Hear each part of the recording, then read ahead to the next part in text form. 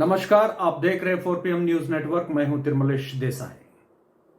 कर्नाटक में कौन सी क्षेत्र से मैं चुनाव लड़ूं, किस जगह पे मेरे लिए सुरक्षित क्षेत्र है, इस तरह बहुत लंबी सोच में पड़ गए हैं विरोध पक्ष के नेता सिद्धरामैया। सिद्धरामैया जी को फिलहाल एआईसीसी मीटिंग होने के बाद कोलार से चुनाव नहीं लड़ने का जब बात हो गया तो वहां से हाईकमांड उनके लिए सीधी रेड सिग्नल दिया गया। उसके बाद से सिद्धरामैया के लिए बहुत दिक्कतें बढ़ गई है। हालांकि उनके फॉलोअर्स है, उनके जो चाहने वाले हैं, कर्नाटक का 224 कॉन्स्टिट्यूंसी से आप कहीं पे भी लड़ सकते हैं, हम सब लोग आपको सपोर्ट करेंगे, इस तरह बातें वहां पे हो रहा है। लेकिन कांग्रेस पार्टी से हाईकमांड जब ना बोलने के बाद कोलार क्षेत्र के बारे में सिद्धरामैया बात नहीं कर रहे। कोलार क्षेत्र के सारी जनता और उनके प्रमुख लीडर लोग सिद्धरामैया के घर के पास आके धरना किए और नेक्स्ट 16 असेंबली के लिए आप कोलार कॉन्स्टिट्यूंसी चुनाव लड़ना है। तो इस तरह डिमांड सिद्धरामैया के लिए बढ़ रहा है, लेकिन हाईकमांड ना बोल रहा है। तो इसके बाद उनके पास ऑप्शन बचता है या तो बादामी क्षेत्र, नहीं तो वरुणा क्षेत्र। अगर वरुणा क्षेत्र से सिद्धरामैया चुनाव के लिए वो क्षेत्र को चूज करते तो वहां पर सिटिंग एमएलए सिद्धरामैया का सुपुत्र है डॉक्टर यतींद्र।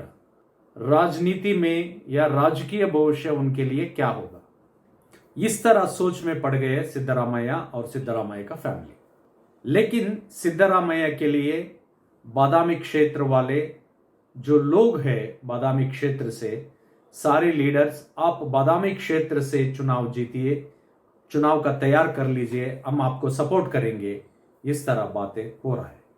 अगर सिद्धरामैया जी बादाम क्षेत्र से अगर चुनाव लड़ते हैं तो उनके लिए दिक्कतें कम होंगी।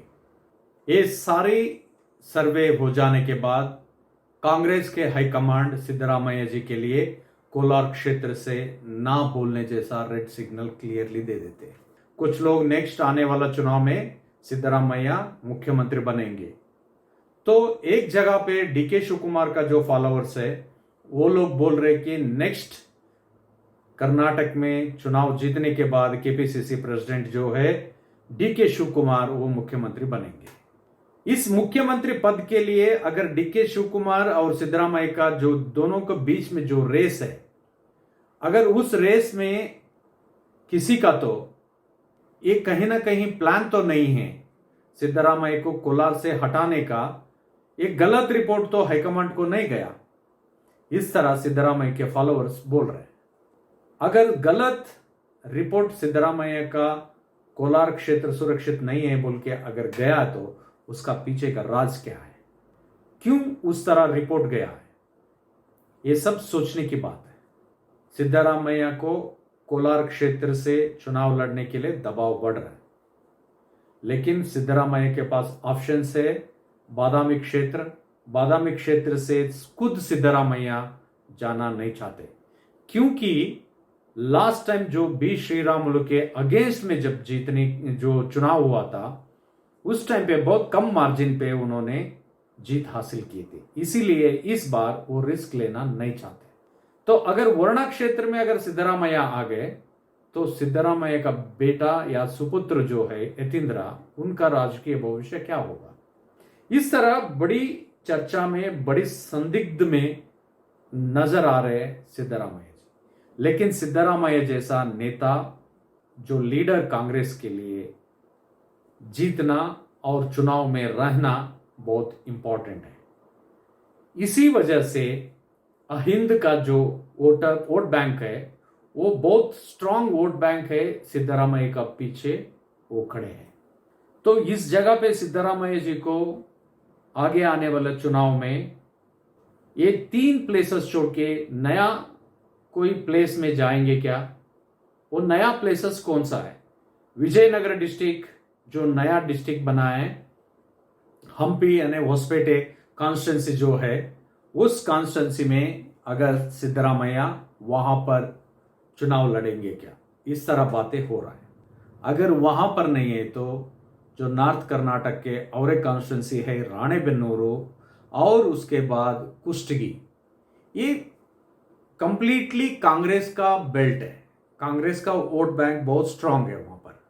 तो इसीलिए सिद्धरामैया जैसे बड़े नेता, कुष्टगी जैसा जो बैकवर्ड एक तालुका माना जाता है, बहुत कम पॉपुलेशन है और कहीं भी वो आइडेंटिफिकेशन किए जैसा कॉन्स्टिट्यूंसी नहीं है, उस तरह कॉन्स्टिट्यूंसी में अगर सिद्धरामैया जैसा बड़े नेता वहां पर चुनाव लड़ने के लिए तैयार हो जाएंगे तो उस कॉन्स्टिट्यूंसी का डेवलप होगा और बहुत सारे डेवलपमेंट्स, बहुत सारे फैसिलिटी नेक्स्ट गवर्नमेंट में उस कॉन्स्टिट्यूंसी को मिलेगा।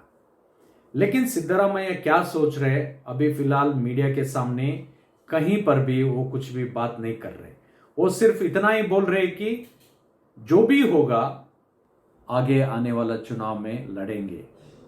इसके बारे में जैसे अपडेट हमारे लिए मिलेगा हम आपको अपडेट करेंगे, वरना से सिद्धरामैया किसी भी हालत में चुनाव नहीं लड़ेंगे।